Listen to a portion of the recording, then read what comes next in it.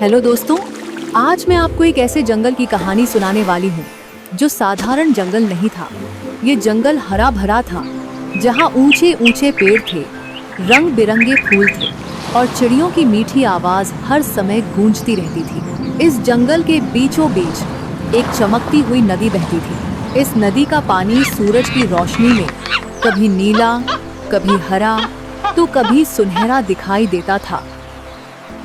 इसी जंगल में रहता था एक नटखट लेकिन दिल का बहुत अच्छा बंदर, चिंटू बंदर। चिंटू को कूदना, फांदना और पूरे जंगल में घूमना बहुत पसंद था, लेकिन वो कभी किसी को दुखी नहीं करता था।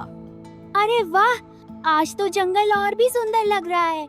चलो नदी के पास जाकर खेलते हैं। चिंटू उछलता कूदता नदी के किनारे पहुंचा, लेकिन आज नदी वैसी नहीं थी जैसी रोज होती थी।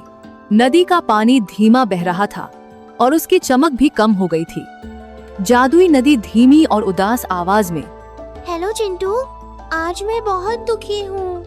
अरे नदी माँ, आप इतनी उदास क्यों हैं? क्या किसी ने आपको परेशान किया? नदी ने हल्की सी लहर बनाई और अपनी परेशानी बताने लगी। जादुई नदी, ऊपर पहाड़ी से कुछ बड़े बड़े पत्थर गिर गए हैं। उनकी वजह से मेरा रास्ता रुक गया है। मैं बह नहीं पा रही हूँ और मेरी चमक भी खो रही है। नदी माँ, आप चिंता मत करो, मैं आपकी मदद जरूर करूँगा। चिंटू अकेला पत्थर हटाने लगा, लेकिन पत्थर बहुत भारी थे। चिंटू थक गया पर उसने हार नहीं मानी। तभी जंगल से गुजर रहे भालू बाबा ने यह सब देखा। अरे चिंटू, अकेले इतना भारी काम क्यों कर रहे हो? भालू बाबा, नदी माँ को मदद चाहिए। अगर हम आज उनकी मदद नहीं करेंगे तो पूरा जंगल दुखी हो जाएगा। तो फिर देर किस बात की, चलो साथ मिलकर काम करते हैं। चिंटू और भालू बाबा दोनों ने मिलकर एक एक पत्थर हटाना शुरू किया। पसीना बह रहा था, लेकिन मन में खुशी थी। जैसे ही आखिरी पत्थर हटा, नदी फिर से तेज बहने लगी।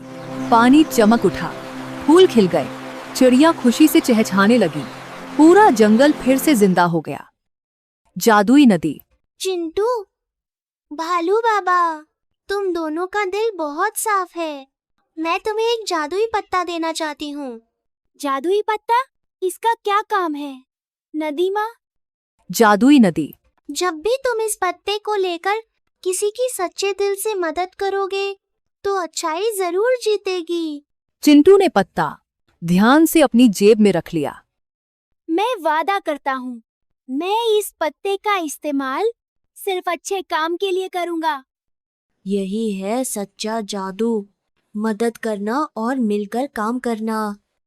और बच्चों, उस दिन के बाद चिंटू और भालू बाबा पूरे जंगल के हीरो बन गए। नदी हमेशा चमकती रही और जंगल खुशहाल बना रहा। कहानी हमें यही सिखाती है, जादू चीजों में नहीं, बल्कि अच्छे दिल और मदद करने की भावना में होता है।